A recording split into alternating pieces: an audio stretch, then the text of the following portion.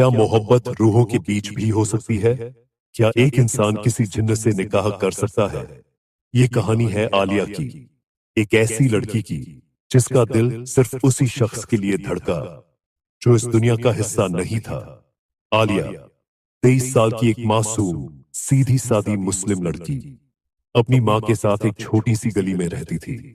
ہر دن کا سلسلہ وہی، صبح گھر کا کام، دوپہر سکون اور رات کو قرآن کی تلاوت۔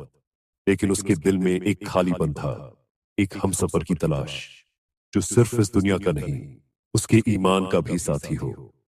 اس نے کبھی کسی مرد کے لیے کچھ محسوس نہیں کیا، پر ایک رات سب کچھ بدل گیا۔ رات کے پہلے پہر میں جب پورا شہر خاموش تھا، عالیہ نے ایک عجیب سا سپنا دیکھا۔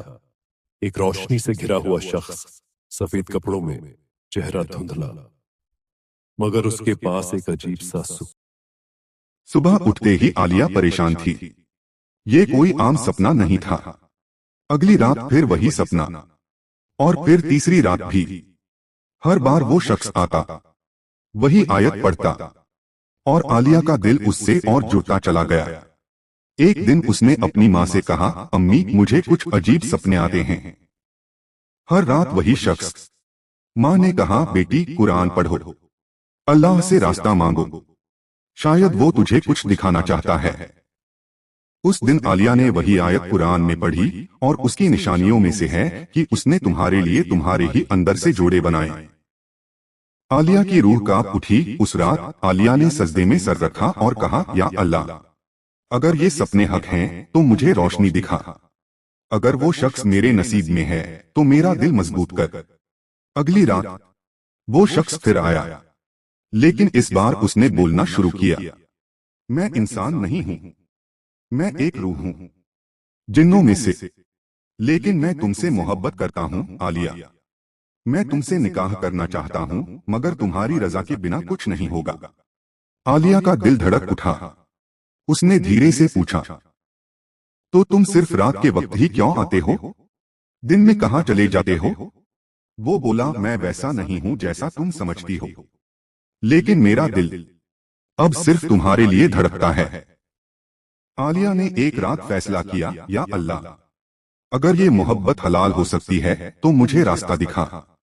3 دن تک اس نے روزے رکھے، صرف اللہ سے جواب مانگتی رہی۔ تیسرے دن ایک بزرگ پیر بابا اس کے گھر آئے۔ انہوں نے کہا، بیٹی جس کے ساتھ تیرا دل جڑا ہے وہ پاک ہے، لیکن دنیا اس رشتے کو نہیں سمجھے گی۔ عالیہ نے جواب دیا، میں دنیا کے لیے نہیں، رب کی رضا کے لیے زندہ ہوں۔ اگر میرا نکاح حلال طریقے سے ہو سکتا ہے تو میں انتظار کروں گی۔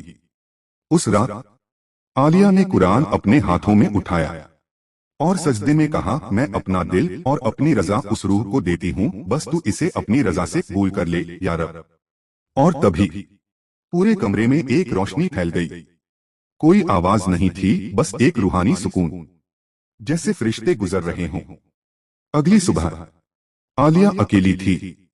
وہ شخص سپنے میں بھی نہیں آیا، لیکن پہلی بار اس کے چہرے پر سکون تھا۔ اس نے کہا، جو میرا تھا وہ اللہ کے پاس چلا گیا۔ میرا رشتہ کسی انسان سے نہیں، اللہ کے حکم سے تھا۔ آج بھی عالیہ اکیلی رہتی ہے، مگر ہر صبح وہ قرآن پڑھنے کے بعد اپنی ڈائری میں لکھتی ہے، کبھی کبھی محبت اپنی ہوتی ہے، مگر تقدیر رب کی ہوتی ہے۔